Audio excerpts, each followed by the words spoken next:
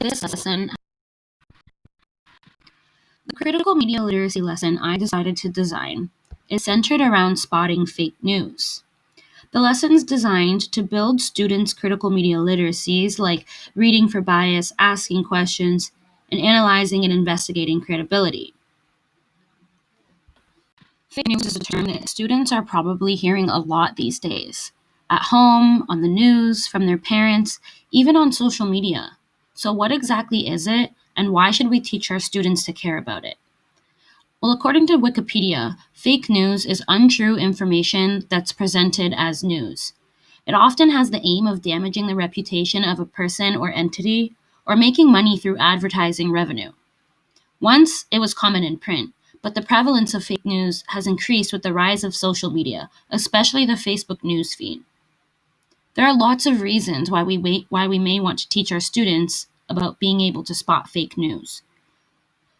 Some of them include legitimizing and increasing the quality of their work, creating well informed members of society that can formulate opinions based on facts, and fostering critical thinking, among some of the other 21st century skills.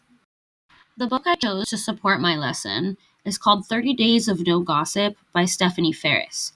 Now, you may be thinking that gossip and rumors aren't the same as fake news, but I found in the past that when discussing these topics with children in the K 12 elementary system, the best way they seem to be able to relate fake news to their everyday lives is the fake news that they may or may not be hearing in the hallways at school. That's right, gossip and rumors are fake news in these hallways. I find that this is a good way to make the material relatable to students' lives and therefore increase engagement and understanding. The book follows the story of a girl, Maddie, who is the self proclaimed gossip queen of their school. She knows everyone's business and information about everyone and everything, but when she accidentally spills her best friend's deepest, darkest secret, it causes a rift between them.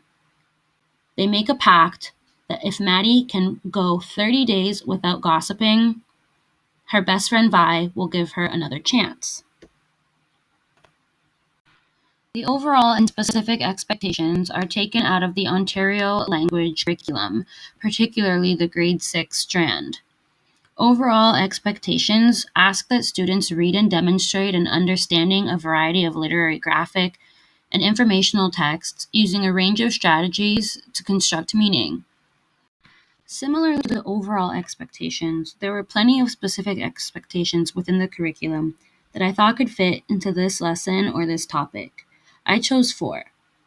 They focus on developing interpretations about the text using both stated and implied ideas, analyzing complex texts and explaining how the different elements in them contribute to meaning, identifying the points of views within the text and then determining whether or not they can agree with the view, and explaining how a variety of media texts address their intended purpose and audiences. I like to use stories for lesson hooks or minds on activities. I find it's a good way to get students drawn into what they're going to learn without them necessarily knowing that's what's happening. I would start this lesson in the same way, except instead of telling them I'm going to read or tell them a story, I would let them know that before we begin with today's work, I recently read an interesting article about COVID 19 that I couldn't resist sharing with them. Of course, they wouldn't know at this time that the article is completely fake, created by me. The article would be about a local man recently released from the hospital after testing positive for COVID 19.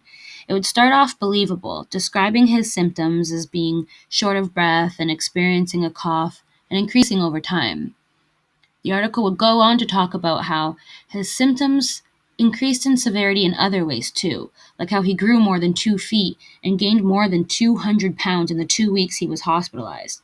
I would also include information about how he miraculously woke up, able to speak more than 8 different languages. By the end of the article, it should be obvious to all of the students that this is not true. After reading the article, I would ask some guided questions about whether or not this information is new to anyone, if they've heard of these types of symptoms. Upon explaining that the article is indeed fake and written by myself, I would then go into some more guided questions about if this is fake, what are some ways we can go about figuring out if other things we read are true or false? Next, I would get into a description or a definition of what fake news actually is. I would have this key term probably written on chart paper or have the students copy it into their notebook. I would also get into some reasons why fake news is prevalent or why people might make these stories up. Next, in small table groups or groups that I created, the students would be asked to brainstorm 5 ways to avoid believing or sharing fake news. They would get to write these down on chart paper and then share them with the class. For the second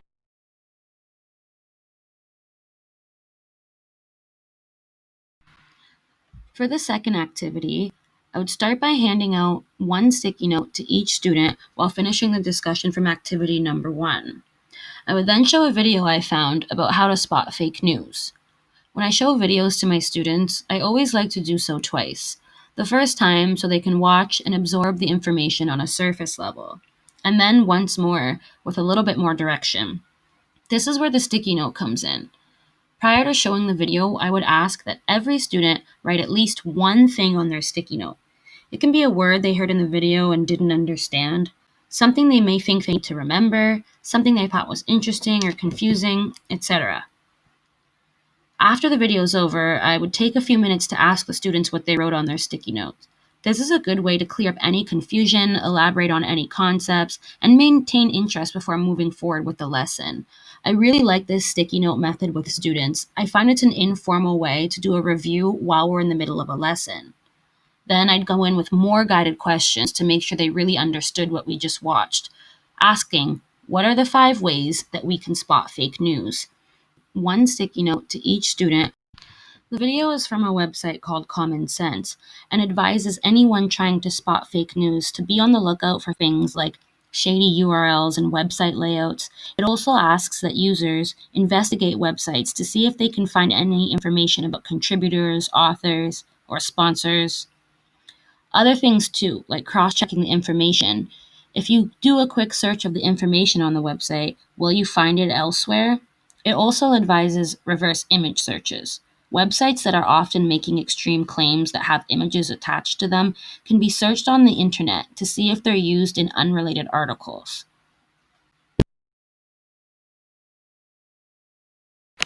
The concluding activity for this lesson is my favorite. If time permits, students will return to their earlier assigned groups or work independently if there are enough devices.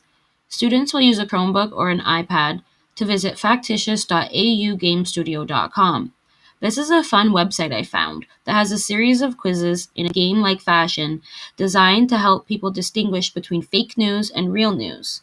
This website's quizzes range from easy to hard. Students will work under the Easy tab, as the questions on the others are geared more towards high school students. This was a funny claim I found, suggesting that Alabama requires birth certificates to use the public bathrooms. Each claim has a photo as well as enough information for students to generate an opinion. They then will be able to decide whether they think it is fake news or real news by swiping left or right. The game keeps score, and you can even compete against some of your friends.